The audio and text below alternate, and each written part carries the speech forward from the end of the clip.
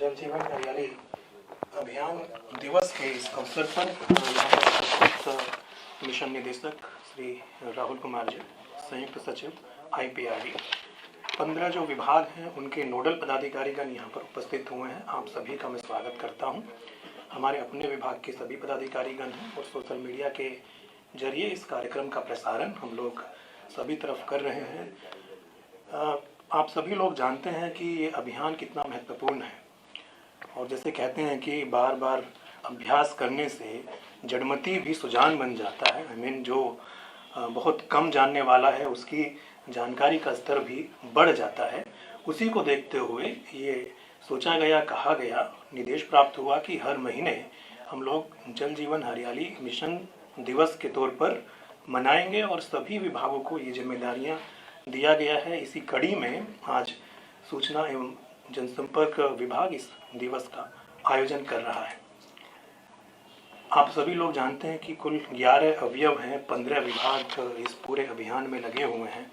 ये तो अभियान की एक रूपरेखा है कि अवयव 1, अवयव 2 क्या है, 3 क्या है और टोटल क्या है। लेकिन इस अभियान की सार्थकता, जैसे कि सर ने कहा, वो तभी होगी जब इस अभियान के साथ में हम लोग जनमानस को जोड़ देंगे, जन भागीदारी जब हम लोग पैदा कर देंगे। जल संचयन संरचनाओं को अतिक्रमण से मुक्त करना हो, जीर्णोद्धार करना हो, उनका सार्वजनिक कुओं का जीर्णोद्धार करना हो या नए जल संरचनाओं का निर्माण करना हो, सोख्ताओं का निर्माण करना हो, जल को वैसी जगह से जहाँ पर जल की अधिकता है, कम जल वाले क्षेत्र में लेकर जाना हो, सौर ऊर्जा की यदि हम बात करें, जलवायु अनुकूल कृषि की हम लोग बात करें या फिर हम लोग सौर ऊर्जा की बात करें, तो ये सब अलग अलग विभागों के द्वारा लगातार कार्य किए जा रहे हैं। योजनाओं की रूपरेखा पहले से बनी हुई है, सभी विभाग बेहतर उपलब्धि प्राप्त भी कर रहे हैं। लेकिन उसी के साथ ये अभियान तभी अभियान के तौर पर उभर के सामने आता है जब इस अभियान का 11वां जो अवयव है, जन जागरूकता अभियान के तौर पर हम जिसको जान रहे हैं, वो अपनी परिणति को प्राप्त करें। और वो तभी होगा जब हम लोग जन भागीदारी पैदा करें, जब हम लोग लोगों को इसके साथ में कनेक्ट करें। और जन भागीदारी कोई भी होती है तो वो स्वतः स्फूर्त होनी चाहिए, वो फोर्सफुल हो भी नहीं सकता है। स्वतः स्फूर्त मतलब अपने आप से लोग इस अभियान को समझते हुए इसके साथ में अपने आप को जोड़ दें, तब ये जन भागीदारी होगी, तब ये जन आंदोलन की तरीके से सामने में रहेगा और तब इसके जो लाभ होंगे वो वृद्ध होंगे। जन भागीदारी के लिए जानकारी हम लोगों को करें, जानकारी देने का काम हम लोग करें। और इसी के ये परिप्रेक्ष्य में आज का ये दिन भी है जब हम जानकारियां ले रहे हैं, जानकारियां दे रहे हैं, जब हम लोग सुझावों को आमंत्रित कर रहे हैं और उन पर हम लोग चर्चा करते हुए विचार विमर्श भी कर रहे हैं। जानकारी पहले से है, ये कोई नई बात नहीं है कि कोई कहे कि जल ही जीवन है। ये हर कोई जानता है, जल की अनिवार्यता है, ये बेसिक नीड है, वाइटल नीड है, ये हर कोई जानता है। पेड़ पौधों की उपयोगिता है, उनके बिना जीवन संभव नहीं है, ये भी हर कोई जानता है। लेकिन फिर भी लोगों को प्रेरित करने की आवश्यकता क्यों है? ये आवश्यकता है, इसके कारण है। जल की उपयोगिता तो है ही, क्योंकि जितना हमारी सभ्यताएं पनपी हैं वो हमेशा रिवर बेसिन क्षेत्रों में ही आई हैं। नदियों के किनारे में लोगों ने सभ्यताओं को विकसित किया है। तो जो जल की अवधारणा है, जल की उपयोगिता है, वो तो स्वतः ही है, वो हमारे अवचेतन मन में भी है, चेतन मन में भी है। तो मात्र जानकारी ही नहीं, जानकारी को ऐसी जानकारी के तौर पर लोगों के सामने रखना है कि वो एक्शनेबल इंफॉर्मेशन हो, वैसी जानकारी जिसका उपयोग लोग करें और जिसको देने के बाद में लोगों को प्रेरित करते हुए उनको आगे बढ़ाने का काम भी हो। आजकल के इस परिवेश में जैसे हम जानते हैं कि कंज्यूमर कल्चर बहुत हावी है और इस कल्चर के चलते हम सभी लोगों को जितनी चीज़ों की ज़रूरत पड़ती है वो सब हमको बहुत ही सहज उपलब्ध है।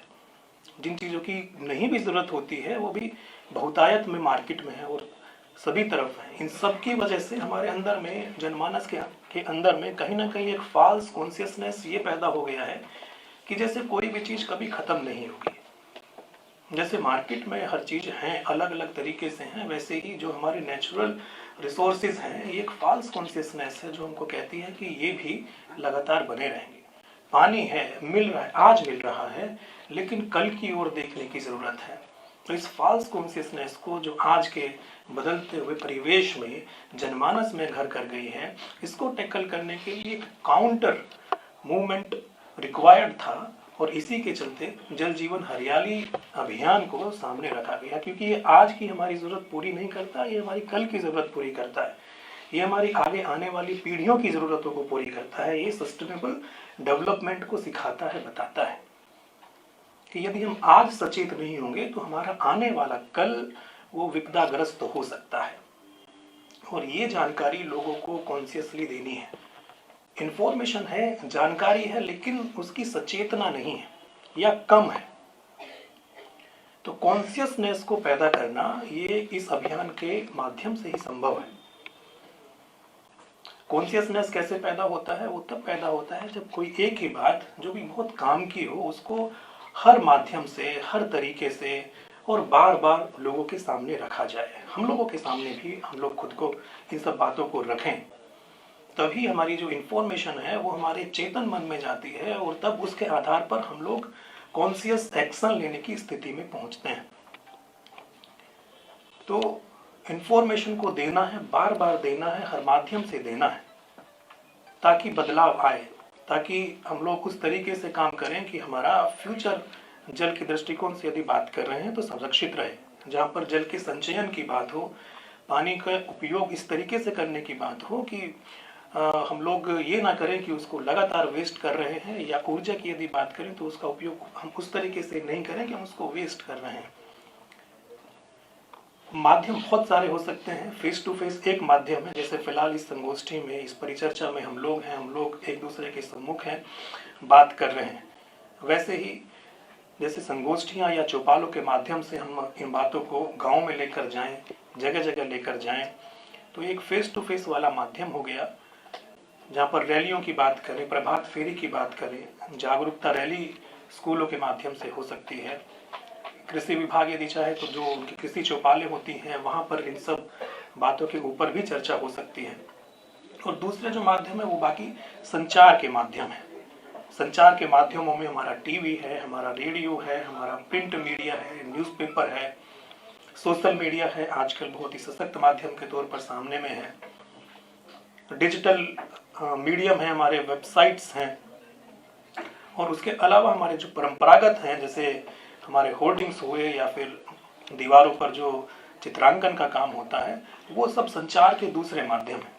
तो संचार के उन माध्यमों का उपयोग भी जल जीवन हरियाली अभियान की बातों को एक बार नहीं, बार बार और हर तरफ से लोगों के सामने में भेजने के लिए हम लोग लगातार इस विभाग के माध्यम से प्रयासरत हैं। प्रिंट मीडिया में लगातार विज्ञापन या जो डिस्प्ले मटेरियल हमारा होता है, जहाँ पर इस अभियान की विषय वस्तु, इसके अवयव, इसकी उपयोगिता, इसकी सारगर्भिता, इन सब बातों के ऊपर में हम लोगों का ध्यान आकृष्ट करते हैं।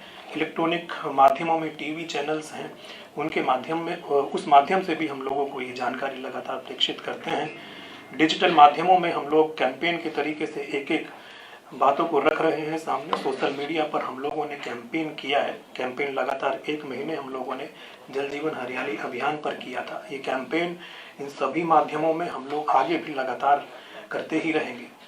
रेडियो के माध्यम से, FM के माध्यम से कार्यक्रमों का प्रसारण या सूचनाओं का प्रसारण इस विभाग के मार्फत लगातार हो रहा है। इन सभी माध्यमों के बारे में हमारे जो आगे के वक्ता हैं वो भी अपनी बातों को रखेंगे। एक एक माध्यम पर इस विभाग के द्वारा क्या क्या कार्यवाही की जा रही है उसकी ओर आप सभी का ध्यान आकृष्ट किया जाएगा। इस कार्यक्रम का हिस्सा बनने के लिए, इस कार्यक्रम में भाग लेने के लिए मैं आप सभी का पुनः धन्यवाद व्यक्त करता हूँ। और ये उम्मीद हम लोग करते हैं खुद से भी और सभी से कि अपने बहुत सारे कार्यों में, अपने बहुत सारे ऐसे कार्य जो हम लोग अपने ऑफिस में करते हैं या अपने सामाजिक परिवेश में करते हैं, उन सभी में हम जल जीवन हरियाली अभियान के तत्वों को अपने बातों में, अपने विचारों में लगातार आगे लेकर आते रहेंगे, ताकि ये अभियान इस तरीके से आगे बढ़े कि जन जन इससे जुड़े, स्वयं को जोड़े, और ये एक ऐसी श्रृंखला बने जिसका फ़ायदा हमारी आगे आने वाली सभी पीढ़ियों को होता रहे।